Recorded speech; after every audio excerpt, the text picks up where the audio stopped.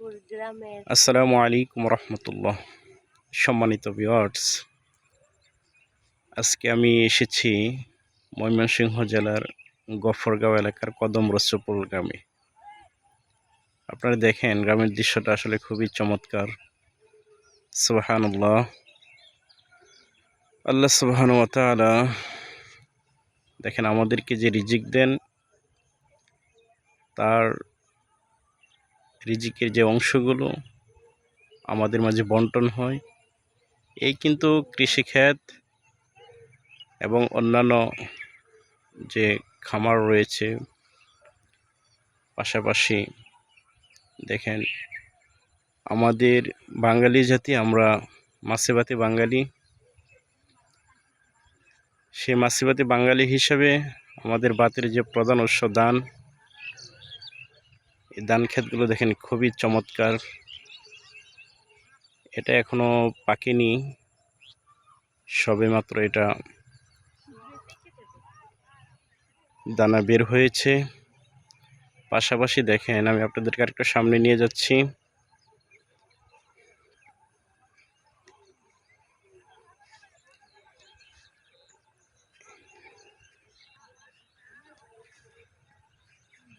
এই যে আমি আপনাদেরকে সামনে নিয়ে এসেছি, এই ক্ষেতটা ধানটা পেকেছে খুবই চমৎকারভাবে। এটা কাটার উপযুক্ত হয়েছে।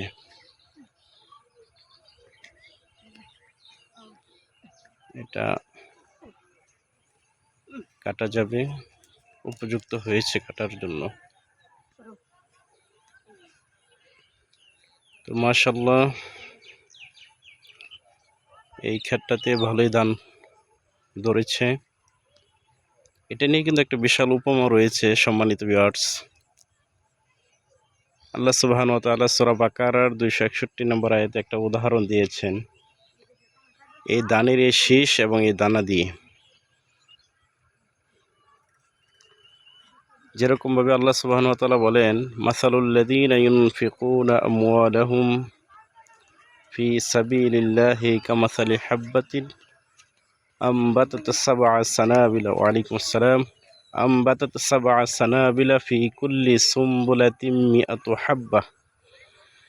যে আল্লাহ সুবহানাহু ওয়া তাআলা ধানের মাধ্যমে একটা উদাহরণ দিয়েছেন যে প্রথমে একটা ধানের বীজ থেকে একটা অঙ্কুর বের হয়, সেখান থেকে 7টি শীষ বের হয়। আর সেই 7টি শীষ থেকে প্রত্যেকটা শীষে 100 করে দানা বের হয়। 100 করে দানা বের হওয়াতে যেটা দেখা যায় সেটা হচ্ছে 7টি শীষ থেকে 100 করে দানা হলে 700 হয়। তেমনিভাবে মানুষ যখন দান করে, এটার উদাহরণ আল্লাহ সুবহানাহু ওয়া তাআলা দিয়েছেন 700 গুণ পর্যন্ত বৃদ্ধি করে দেন। তো চমৎকার মাশাআল্লাহ দান হয়েছে, এটা কাটার উপযুক্ত হয়েছে। পাশাপাশি আপনাদেরকে শশা ক্ষেত দেখাচ্ছি। সম্মানিত ভিউয়ার্স, এই যে দেখেন এটা হচ্ছে বিস্তীর্ণ শশা ক্ষেত, কিন্তু যেদিকে দুচোখ যেদিকে যায় শুধু শশা ক্ষেত আর শশা ক্ষেত। তো মাশাআল্লাহ চমৎকার শশা ধরেছেন। আসলে যেটা বলতেছিলাম, কৃষকরা যদি তারা ভালো থাকেন, কৃষকরা যদি সুন্দরভাবে চাষাবাদ করেন, সেই কৃষকের হাত থেকেই কিন্তু আমাদের সাধারণ ভোক্তা থেকে শুরু করে অন্যান্য দেশ থেকে দেশের বাহির পর্যন্ত এই রিজিকগুলো বন্টন হয়, মানুষের কাছে হাতে চলে যায়। অত্যন্ত সহজে আমরা সেটা পেয়ে থাকি। কিন্তু এটা কিন্তু সহজেই হয় না আমার প্রিয় ভাইয়েরা। এখানে অনেক শ্রম দিতে হয়, অনেক কষ্ট স্বীকার করতে হয়, তারপরে কিন্তু ফসলটা উৎপাদিত হয়, ফসল ফলে। এখান থেকে আমাদের অনেক শিক্ষা রয়েছে। এই পৃথিবীতে মানুষ চলবে, মানুষ বসবাস করবে, তাকে কষ্ট স্বীকার করতে হবে। যে যত পরিশ্রম করবে আখিরাতে সে তত বেশি ফসল পাবে। যে দুনিয়া হচ্ছে আখিরাতের শস্য ক্ষেত্র। আপনারা দেখেন প্রিয় ভাইরা, সামনে দুচোখ যত দূর যাচ্ছে শুধু ধান ক্ষেত আর ধান ক্ষেত। কিছু ক্ষেত ধান পেকেছে, কিছু পাকিনি। এই যে এই সাইডে এই পাশে রয়েছে দেখেন শশা ক্ষেত, পাশাপাশি আমি দেখতে পাচ্ছি এখানে বেশ কিছু শশা ক্ষেত রয়েছে। আলহামদুলিল্লাহ এখানে কৃষকেরা শশা চাষ করে বেশি লাভবান হয়েছেন, নিজেরও শশা খান। আলহামদুলিল্লাহ আমরা খেয়েছি আজকে, এবং আমি আসার পর থেকে শশা খাচ্ছি। আন্তরিকতার সহিতই আমাদেরকে দিচ্ছে মানুষ।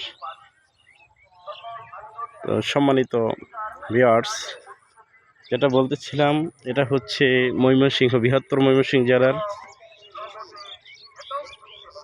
অন্যতম একটি থানা, গফরগাঁও অন্তর্ভুক্ত। আমি যে গ্রামটিতে রয়েছি সেটা হচ্ছে কদম রসুলপুর। চমৎকার একটি নাম। সেই কদম রসুলপুরের কিছু দৃশ্য, কৃষকের ক্ষেতের কিছু দৃশ্য আপনাদেরকে দেখালাম।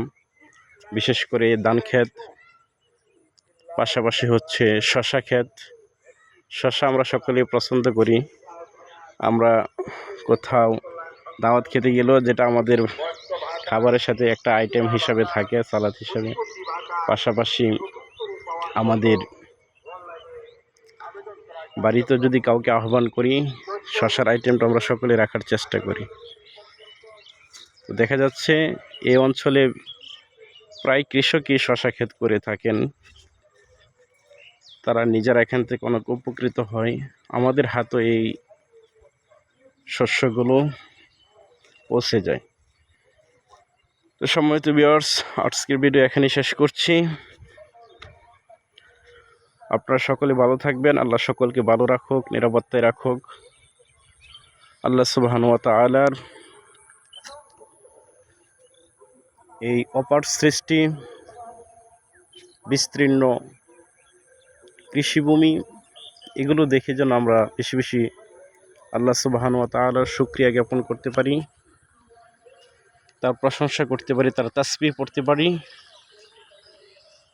সে আহ্বান রেখেই আজকের ভিডিও এখানে শেষ করছি। আসসালামু আলাইকুম ওয়া রাহমাতুল্লাহ।